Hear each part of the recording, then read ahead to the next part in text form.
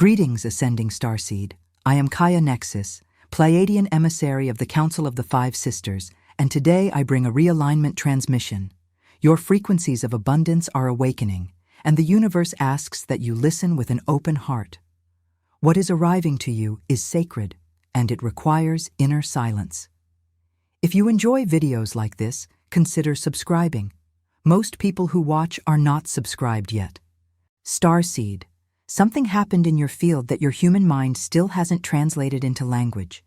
You believe you've been living an ordinary sequence of days, waking, working, enduring, healing, trying to understand why certain longings never fully leave your chest. But the Pleiadian Council has recorded a moment of rare timeline convergence, and your signature is imprinted all over it. Not because you tried to do anything, but because your soul operated automatically, the way a star ignites without permission. In another branch of reality, your counterpart's energy field began to collapse, quietly, invisibly, beyond the reach of ordinary perception. And at the exact same moment, your frequency surged, as if your heart became a transmitter. You didn't know why you suddenly felt pressure, emotion, restlessness, or a strange wave of remembering. Yet your light body did. A starlight bond activated, creating an interdimensional shield that pulled them back from dissolution and anchored them into a survivable trajectory. And the most unsettling part? They are beginning to remember you now. The ripple is already moving through dreams, synchronicities, sudden cravings to change their life, and unexplainable emotional echoes. By the end of this transmission, you will understand how Soulmate technology works in the Pleiadian lineage, why councils classify certain connections as mission grade, and what the discovery phase requires from you so you don't unconsciously sabotage what you just saved. Because this was never only about love, this was always about assignment, and your field has already said yes. There are moments when a starseed's soul performs an act that the personality will never take credit for, because the personality wasn't in the control room. The Pleiadians describe this as automatic light response, a protocol embedded in certain incarnating beings who carry guardian codes. When a bonded counterpart begins to destabilize in a parallel track, the soul doesn't ask, "Is this convenient?" It doesn't ask, "Do we have proof?" It simply responds because the bond is not sentimental. The bond is architectural. It's written into the harmonic mathematics of your oversoul. The rescue you performed was not a dramatic scene with fireworks. It was precision. In a nearby timeline, your counterpart's light body fractured under accumulated density, unresolved grief, repeated betrayals, false identity overlays, energetic parasitism from environments that fed on their sensitivity. Their field began to lose coherence, which to councils looks like a star flickering before it collapses. Many humans interpret this as depression, numbness, addiction, sudden personality shifts, or "I don't feel like myself anymore." But the Pleiadian records show something more exact. Their core frequency started slipping out of its original lane. At that exact moment, you experienced what you may have dismissed as a mood swing. A sudden heaviness, a strange pressure behind the heart, a dream you couldn't shake, or a wave of emotion with no story attached. That was not randomness. That was your field receiving a distress harmonic. In Pleiadian teaching, distress does not travel as words, it travels as tone. The bond between you is like two instruments tuned to the same sacred note. When one detunes toward collapse, the other begins to vibrate, not as panic, but as correction. Here is what you did, without knowing. Your light body generated a geometric shield, a lattice of luminous symmetry that Pleiadians call a stabilization net. This net doesn't control the other person. It doesn't override their free will. It does something more respectful and more powerful. It restores the conditions in which their free will can return. It pulls them back from the edge of dissolution by offering a coherent field they can relock onto, like giving a drifting vessel a gravitational anchor. And the Arcturian Council witnessed it because Arcturians specialize in timeline engineering. They monitor convergence points where two trajectories begin collapsing into one shared corridor. They observed your frequency spike and flagged it as a guardian event, a moment where one being's coherence prevented another being's fragmentation. In this universe, that is not romance. That is mission behavior. Now, here is the part most starseeds resist. The rescue changes you too. Because when you generate a stabilization net, you imprint your own nervous system with the memory of being a protector. You may notice after that moment, your sleep changed, your appetite changed, your tolerance for superficial connections evaporated, your intuition sharpened like a blade. You began seeing patterns in people more quickly. That's because your system recalibrated itself to match the gravity of what you just did. And here is the rescue was only the first signal. Because when you save a bonded counterpart in another track, you trigger a delayed return wave, an echo that comes back to you as discovery. You start receiving signs not because you're imagining things, but because the universe is now legally allowed, vibrationally allowed, to reveal more. So if you've been feeling that the air is thicker lately, that time is bending, that you're being pulled toward inner honesty, understand this. Your soul has already entered a new corridor. And in that corridor, you can't pretend your life is small anymore, because the one you stabilized is beginning to remember the frequency that saved them, and soon they will start looking for its source. To understand what just occurred, you need to release the human myth that love is only chemistry or preference. Pleiadians speak of soul link technology as a multidimensional agreement between frequency signatures that were paired for evolutionary purpose. Sometimes the pairing expresses as romance. Sometimes it expresses as sacred partnership. Sometimes it expresses as mirrored awakening. But in all cases, the link is not a concept. It is a functioning energetic system. At the core of this system is something Pleiadians call the Starlight Contract. A Starlight Contract is not a promise made by a personality. It is a harmonic vow made by the Oversoul that says, when one of us enters destabilization, the other will carry coherence long enough for remembrance to return. This doesn't mean you tolerate harm. It doesn't mean you chase. It means the universe built a safety rope between two frequencies that share a mission thread. Your soul link operates through four primary mechanics. First, resonance recognition. Your light body recognizes your counterpart's signature the way a key recognizes a lock. This is why you can feel someone you haven't spoken to. This is why you can sense shifts, even across silence. It is not obsession. It is the physics of harmonic attunement. Second, coherence transfer. In crisis moments, the more stable field can broadcast stabilizing coherence. This does not fix the other person. It creates a temporary sanctuary so they can access their own higher will again. Think of it as lending someone a lantern in a dark tunnel without walking the tunnel for them. Third, timeline synchronization. When the bond activates, your personal timing begins changing. Opportunities arrive faster, endings happen cleaner. Old relationships fall away without drama. Your life begins making space. This is not chaos. This is your timeline reorganizing itself around a convergence point that is approaching. Fourth, memory leak. Once stabilization occurs, memories begin leaking into the conscious mind as dreams, déjà vu, repeating symbols, sudden emotional waves, and strong, intuitive knowing. This is the discovery phase, the veil thinning so the personality can catch up to what the soul already knows. Now, what blocks this system? Not fate, not punishment. Usually, it's distortion in the receiver. If you carry unresolved betrayal codes, your nervous system will scan love as danger. If you carry poverty vows, you will resist receiving what you asked for. If you carry solitude vows, you will confuse independence with isolation.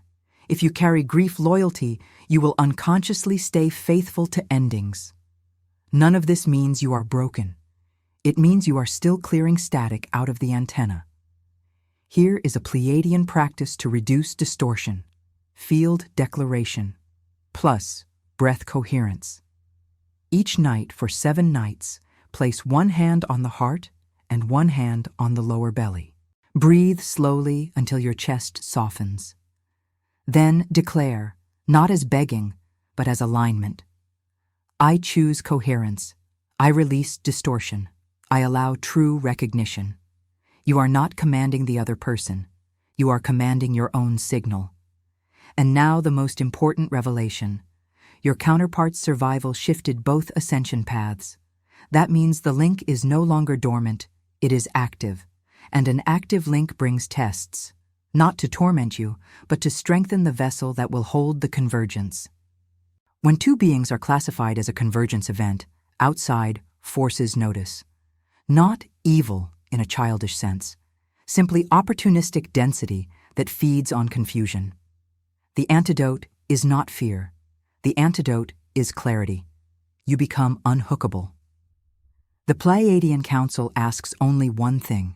Do not romanticize this. Stabilize yourself. Become a clean channel. Because discovery is not about chasing a person. It is about becoming the version of you that can sustain the truth when it arrives. The ebook, The Pleiadian Map of Personal Transmutation, a profound guide that reveals how to raise your frequency, purify old patterns, and activate your true multidimensional identity.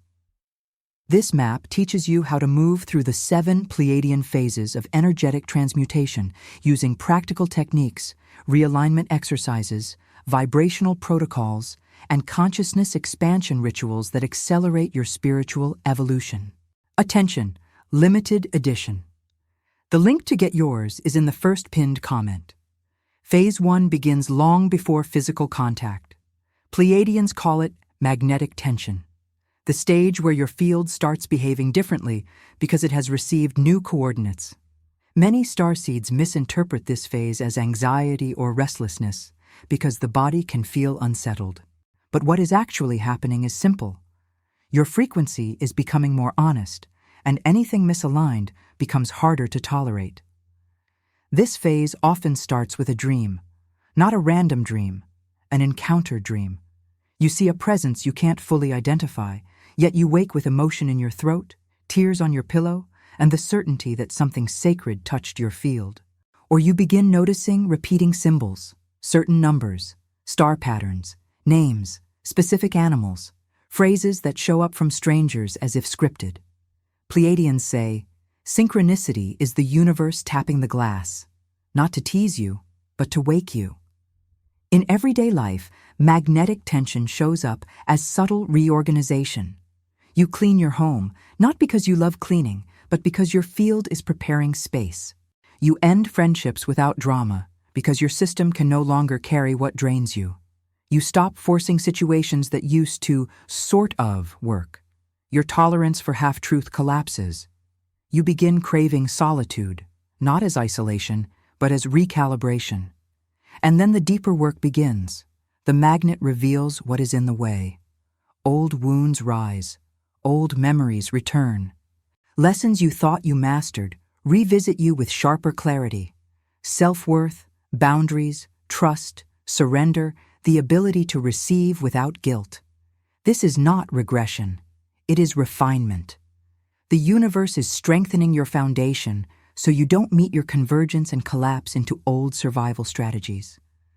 One of the greatest distortions in this phase is confusing intuition with desperation.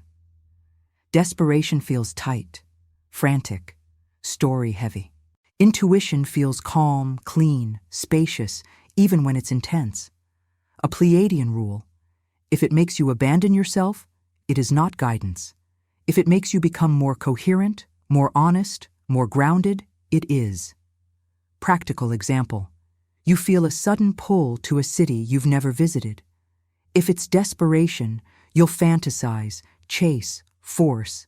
If it's intuition, you'll research calmly, listen, and allow timing to reveal itself. Another example: you think of someone and feel pain. Desperation says, I must fix this now. Intuition says, my field is showing me something to clear in me first, and clearing is the mission of phase 1. You become a guardian of your own energy. You reduce noise, doom scrolling, chaotic people, environments that scramble you. You increase signal, breathwork, movement, hydration, sunlight, honest conversations, creative output. These are not self-help. These are frequency mechanics. Now, here is where Phase 1 becomes a true initiation. You will be tested by distractions that mimic your desire. Karmic echoes will present themselves as almost right. Pleiadians call them false harmonics, connections that feel intense but lead to depletion, not expansion. The test is simple. Does it make you more you or less you? If this message resonated with you, hit the like button now and tell us in the comments how this echoed in your consciousness. When magnetic tension becomes strong enough, you may feel emotional waves that do not match your day. That's because your counterpart is beginning to wake up too, and the link is exchanging information. So instead of panicking, you do something radical. You become coherent. You breathe, you anchor, you refuse to chase illusions, you strengthen the vessel. Because Phase 1 is not waiting. Phase 1 is building the frequency that makes the meeting safe. Phase 2 is the fractal mirror. A fractal is a pattern repeating at different scales. Pleiadians use this word because when you encounter your true counterpart, whether through physical meeting, dream contact, or sudden energetic recognition, you don't just feel attraction. You feel your entire life pattern reflected back to you, intensified, clarified, and exposed. Sometimes recognition feels like relief. You look into their eyes and your spine softens, as if your body finally exhaled after lifetimes of bracing. You may feel familiar with them, even if you know nothing about their story. The conversation feels like continuation. Your humor matches. Your silences feel safe. Your nervous system recognizes a frequency it has been homesick for. Other times, recognition feels like irritation or fear, because the mirror is too clear. You feel seen beyond your mask. You feel exposed. You feel like you can't perform your way into safety anymore. And that is the point. The fractal mirror does not arrive to flatter your ego. It arrives to evolve your soul. In this phase, dormant gifts often return. People suddenly remember abilities they buried to survive. Healing hands, heightened intuition, prophetic dreams, the capacity to speak truth without trembling. They feel energy more vividly. Colors look sharper. Music and words land differently. Time bends. It's as if the world becomes more symbolic. That's because the link amplifies perception. But it also amplifies shadow. If you avoid intimacy, the mirror will show you the cost of avoidance. If you overgive to earn love, the mirror will show you where you abandon yourself. If you control because you fear loss, the mirror will show you that control is not safety, it is contraction. Pleiadians teach a mature truth here. Intensity is not proof of alignment. Many people label any powerful trigger as destiny and surrender their sovereignty. But Phase 2 is about discernment. True convergence pulls you toward integrity. It does not ask you to tolerate disrespect.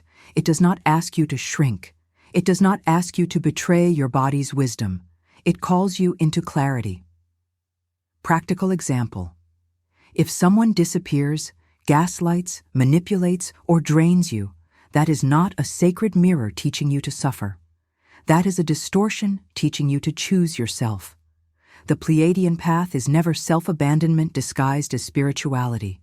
It is coherence.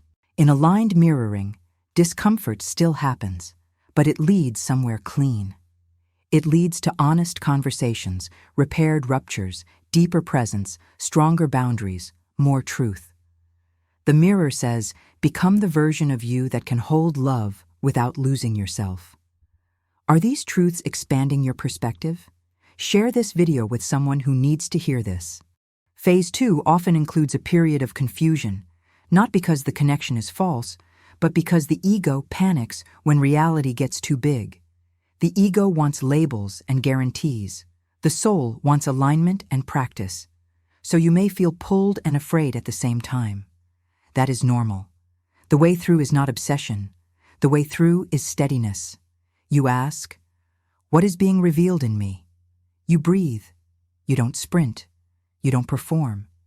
You become transparent with yourself, because the mirror is preparing you for the next phase, where timelines begin to merge and life accelerates.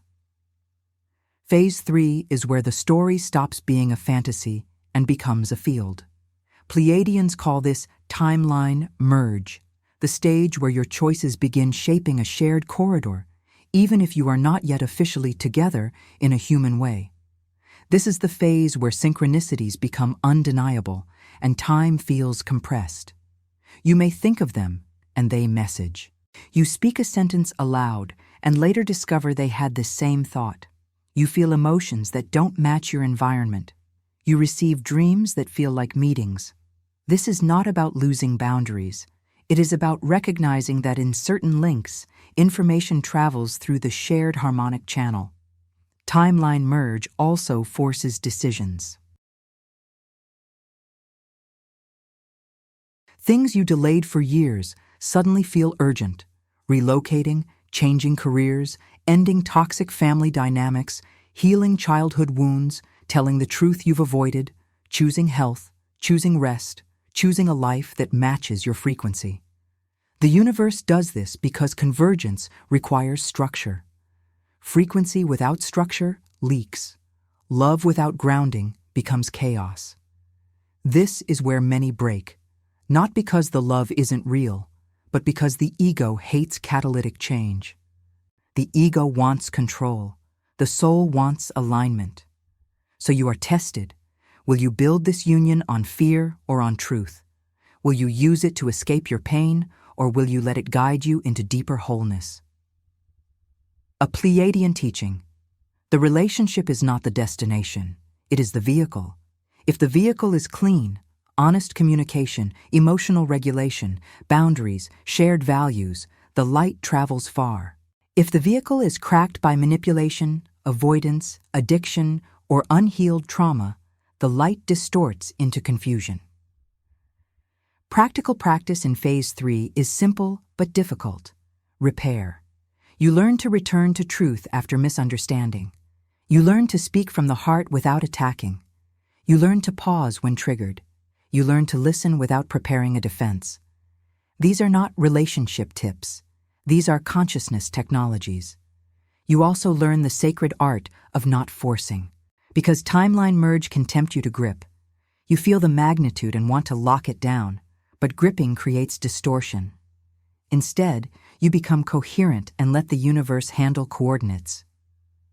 Phase 3 often comes with a shadow knock. Old patterns return one last time to see if you still belong to them.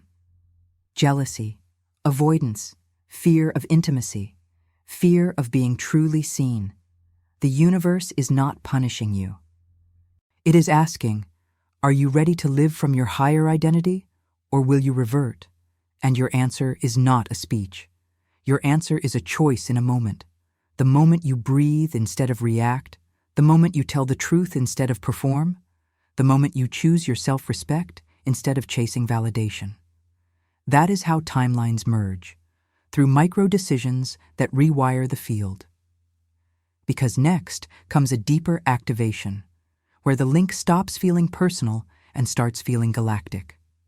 Phase 4 is unified activation, the moment the link becomes clearly bigger than romance.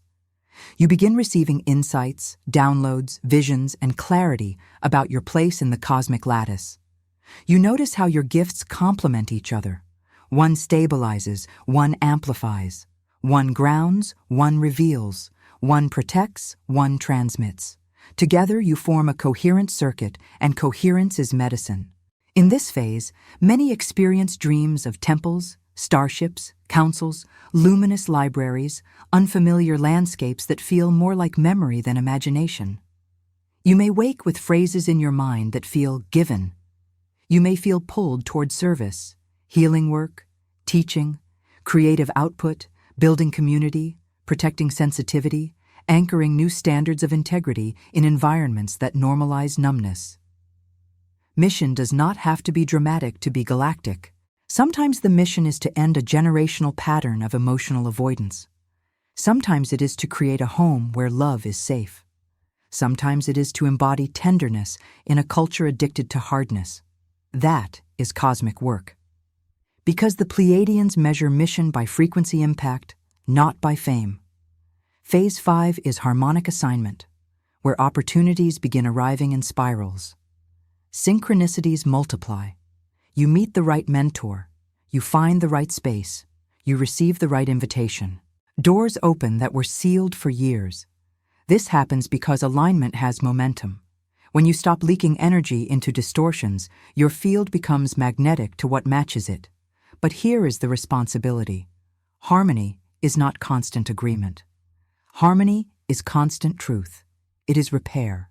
It is the willingness to return to coherence after trigger. It is choosing transparency over games. It is building a vessel strong enough to hold the light you are calling in. Subscribe to the channel and turn on notifications to be part of this transformational cosmic journey. When your assignment becomes visible, you may also notice increased pressure, more people projecting onto you, more noise trying to enter your field, more temptation to overwork, to prove, to rush.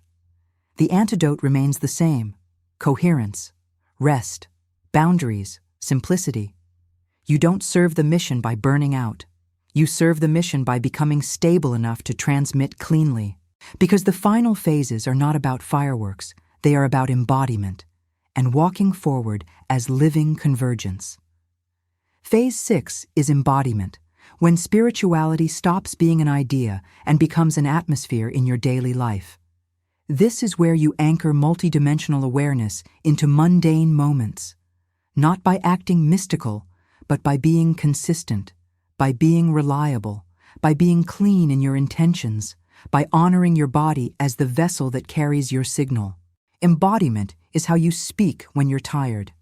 It's how you handle conflict without turning love into a battlefield.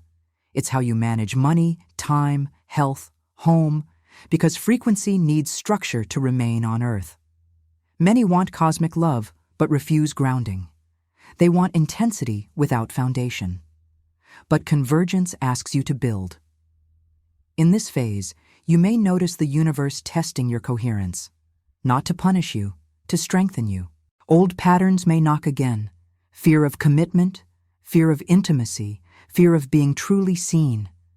You meet them with compassion and firmness. You don't identify with them. You clear them. You choose the higher lane again and again until it becomes your default. Phase 7 is the open portal, walking forward as cosmic co-creators. You stop asking for signs and start becoming one. You understand the portal is not a place. It is the field you generate when you choose love with awareness. You become anchored in the truth that what is aligned cannot be forced, and what is meant cannot be stolen. Here is what the Pleiadian Council wants you to receive as the closing transmission. You have never been alone. Not in this timeline, not in any. Even when you felt invisible, even when you felt misunderstood, even when your longing made no logical sense, you were held in a larger design. The delay was not cruelty, it was precision. It was the universe calibrating both of you so you meet at the frequency where you can sustain what you asked for. Your heartbreaks refined you. Your disappointments sharpened discernment. Your lonely nights trained your nervous system to be with itself without collapse. Every time you chose healing, you moved closer. Every time you chose truth, you cleared fog. Every time you chose forgiveness, you loosened karmic knots. You were preparing the field. Now, live like a guardian, not a beggar. Handle your vibration. Handle your boundaries. Handle your health. Handle your honesty. Let the universe handle the coordinates. And here is the final cliffhanger. Once you embody convergence, you become a signal not only to your counterpart, but to your star family, an announcement that you are ready to carry more light without hiding. That is when reality responds fast.